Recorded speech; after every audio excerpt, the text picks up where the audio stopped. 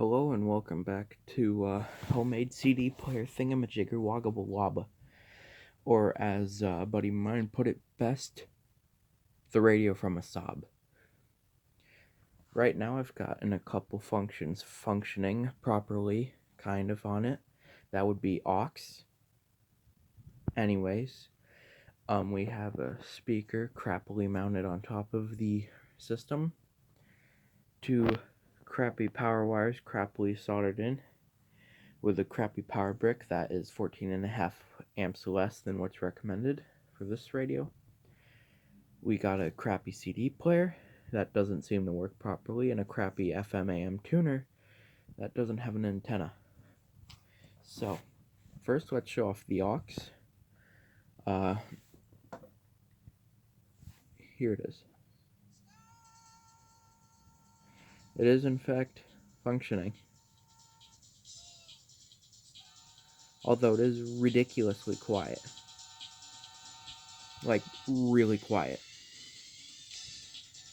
I wonder if it would function better with a speaker out of an automobile, which is what I am going to be hooking up to it tomorrow, but for now I don't have one on me, so, you know. Anyways, the next function is the tuner.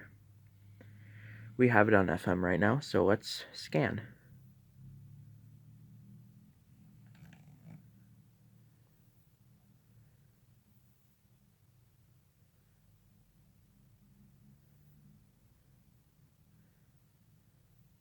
Mind-blowing, it can't find any channels.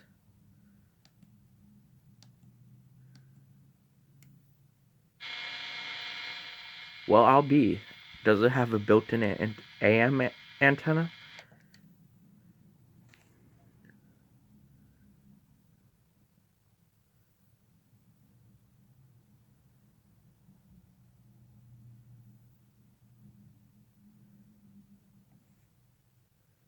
Nope, that it doesn't.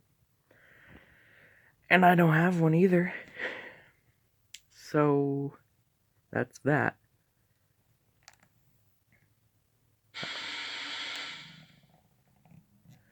Now let's go to my favorite function, the function I'm most concerned about.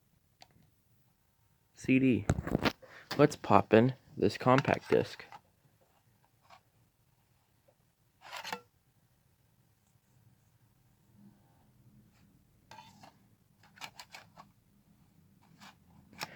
Exactly once I got it to actually accept a disc, it still couldn't read it. It didn't even spin up to read it.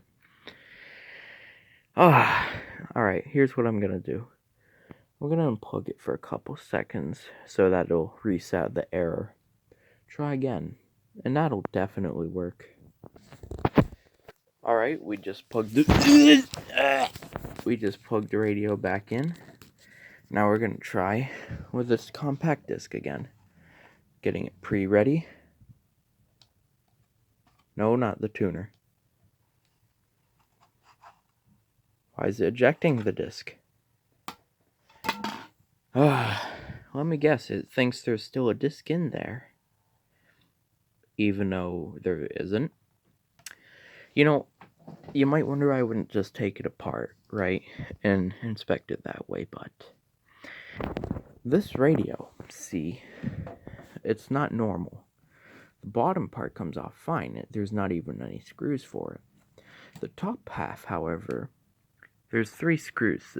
Well, this one's missing, but there's 3 screws which attach to the CD player. The CD player is attached to the PCB, or as it's also known, the motherboard. The motherboard is also attached to this.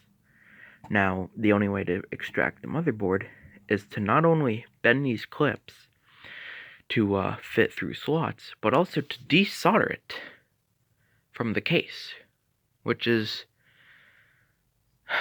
probably one of the stupidest things I've seen in a long time. Oh boy. Yeah, it's a pain. I tried it once. That's actually why one of the screws is missing, to try and get it out. And I was unsuccessful. I barely got it just a droplet out. And that was the only time I could get it to accept that disc exactly once. At some point in the future, whether it be soon or significantly, far away from now, I will, in fact, give it a proper repair. Or I'll just buy another crappy radio off of Amazon instead of getting this free piece of crap from a friend. Either way, I want to do a test, I just remembered. So, alright. So you know how the speaker's really quiet. What I'm going to do is, first off, take this screw off and throw it away. Second off, take this, set it on something that isn't grounded.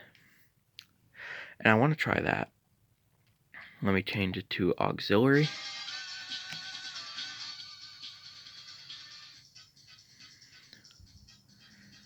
We do have an improvement, well, not very little, but a little bit. This is 10, and let me see if it's just a placebo effect or not.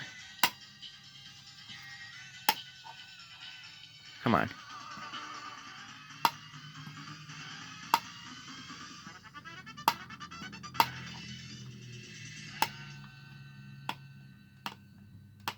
Yeah, I can hear it warbling a little bit when I do that. So that was definitely the problem. Yeah, but it's still abnormally quiet. I'm gonna hook up a proper Ford speaker to it for this crappy generic radio out of a Saab, and see if that makes it any better. But that's for next time. For now, this is the end, so goodbye.